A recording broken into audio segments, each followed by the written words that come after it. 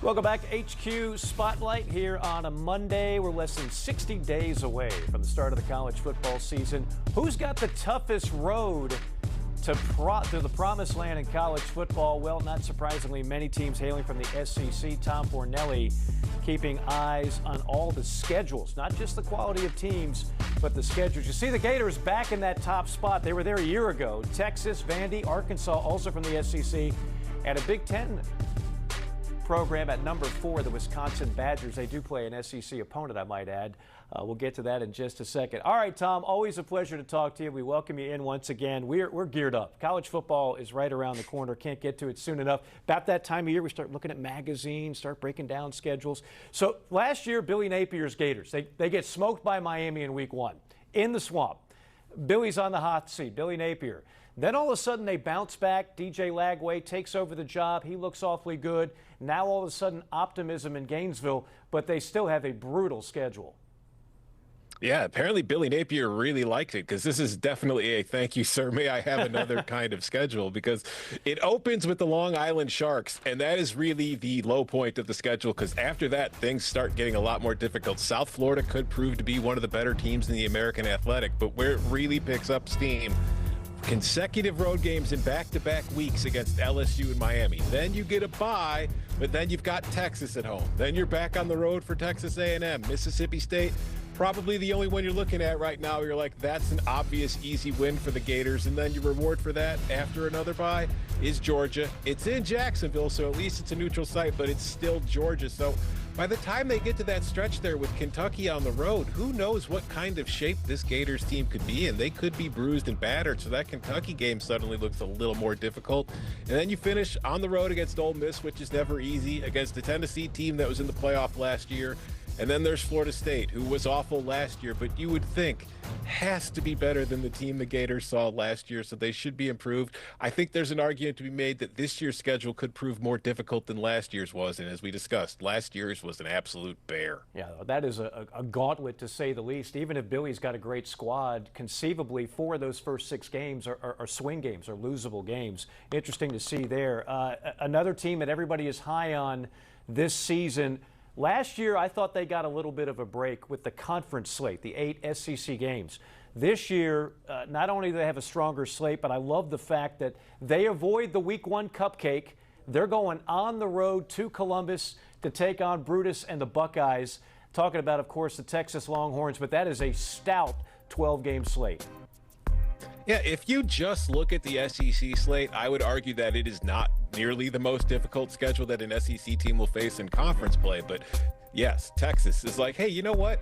Let's start our season on the road against the defending national champions, the teams that beat us in the semifinals last year. You have to give this program credit because last year they played a non-conference game on the road against Michigan, the defending national champions. This seems to be a thing that Texas just really likes to do these days. So anytime you can add an Ohio State road game to your non-conference schedule, you're automatically going to have one of the most difficult schedules in the country. But then you've got the conference games.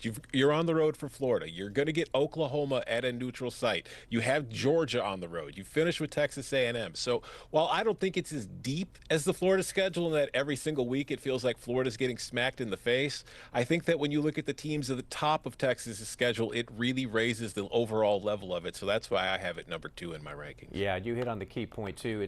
It's not just Florida, Georgia. It's where they play them. It's on the road. Certainly a big difference from what they had a year ago in those 2 matchups when they were at the friendly confines in Austin. All right, Vanderbilt, one of the best stories in college football all of last year. They win 7 games. They beat Alabama. They take down the goalpost and they go downtown in the Music City and celebrate. We're not used to seeing this with Vanderbilt. And all of a sudden, they're high on the Commodores and Clark Lee. The problem is it's another rough schedule. Yeah, most of their non-conference schedule isn't too daunting. They've got home games against Charleston Southern, Georgia State, and Utah State. But I will remind you, They lost to Georgia State on the road last year, and the Utah State team we'll see this year now has Bronco Mendenhall in charge, so I expect it will be a much better football team. But I still think the bear of this is consecutive road games against Virginia Tech out of conference, followed up by a South Carolina team that narrowly missed out on the college football playoff last year, a road game against Alabama in the second year of Kalen DeBoer, which should be a better team than we saw last season, and they were pretty good. And then you've got LSU at home, a Missouri team that has won 21 games over the last 2 years that I think just gets written off a bit too easy, although they do have quite a bit to replace. So I would expect a little drop off, but it's still going to be a very good team. And then, you know, you've got Texas on the road, an Auburn team that should be improved, and you've got the season finisher with your rival Tennessee, who is again coming off a playoff season. So if you're Vanderbilt, it's going to be hard to replicate the kind of success you had last year with your record, with the upsets that you had, but at least, you know, you're going to get plenty of chances to pull off more upsets because there's still a lot of hard games on that schedule. I love the moxie of their quarterback, Diego Pavia. They don't win 7 games without him. He's been talking a lot of smack this offseason. Be careful, Diego. Alabama's on that schedule. They're going to have a little bit of revenge on the mind. All right, we had to have one non-SEC school on this top 5 list. It is Wisconsin, although that's in part because they play an Alabama team in the non-con. But again, a brutal slate for the Badgers. Yeah, this is such a huge year for Wisconsin and Luke Fickell because he's going into his 3rd year at the charge of the program. He's he's gotten rid of his offensive coordinator. They brought in a lot of new transfers to kind of overhaul the defense. But when you look at this schedule, I look at Wisconsin as a team that's probably going to be better in 2025. But considering who they have to play, it's going to be very difficult for the record to reflect that because, yes, in the non-conference, Alabama came to Madison last year. Now Wisconsin has to pay them back by making the trip to Tuscaloosa.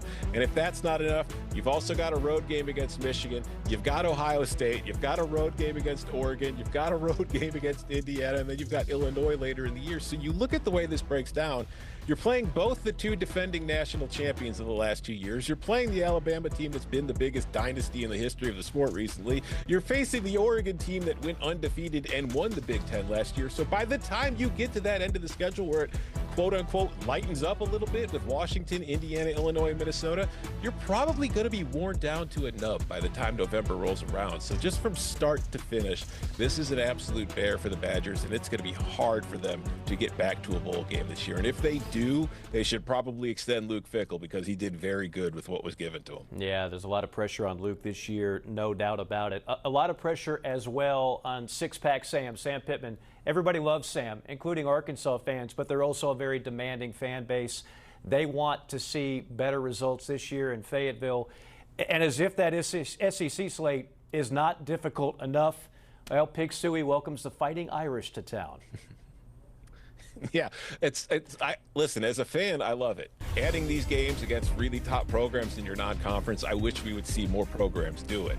But if you're a coach like a Billy Napier or a Sam Pittman who are kind of on the hot seat, you're probably giving the side eye to your athletic director right now for not really thinking ahead when you scheduled that game. But besides that Notre Dame grenade in the middle, you've got a road trip to Ole Miss. You've got a road trip to a Memphis team that has been one of the best teams in the American for quite a few years and is still going to be pretty good again this year. You're Tennessee on the road, Texas A&M, Auburn, Mississippi State. You're going to Baton Rouge to play the Tigers in Death Valley. This is just a very difficult schedule for Arkansas to try to maneuver through, in that there really isn't a spot where you look up and down it and you can kind of find like a break, a time to take a breath. It is just going to be nonstop all year. And considering the way things have gone the last few years, and as you mentioned, the pressure that's kind of on Sam Pittman heading into this year because of the expectations of this fan base, I won't be shocked if by the time those games roll around in November, if there's a different coach on the sideline, because it is hard to imagine the Razorbacks having the kind of year that the fans are going to want with the schedule that they have to get through. You got Bobby Petrino just kind of hovering over there as the offensive coordinator. Just saying, he did some good things when he was the head coach. Tom Fornelli, always a pleasure. Can't wait till we get to the part of the season that actually has the games. And you can catch Tom Fornelli on the Cover 3 podcast for all things college football.